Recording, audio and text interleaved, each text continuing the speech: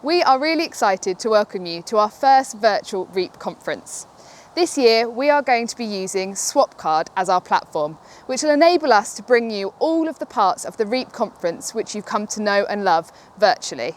To enable you to get the most from the event, we're going to talk about some of the features that we are looking forward to. When you come onto the platform, you'll have the opportunity to enter lots of information about who you are and what you're looking to find out more about. This will enable attendees and exhibitors to network during the event.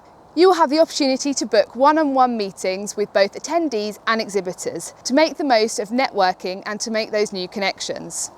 You will also be able to watch the live conference throughout the day, as well as join in live Q&A and discussions with speakers and other attendees. You'll be able to browse our exhibition and visit the booths of each of our exhibitors, again booking one-on-one meetings, as well as learning more about their products and services. The platform will also allow you to make up your personal schedule, to record any connections you've made, and enable you to come back after the event to follow up with any of those connections. To make the most of the AI networking, we're asking all attendees to upload as much information as they would like onto the platform, as the more you put in, the more you'll be able to get out of the event on the day.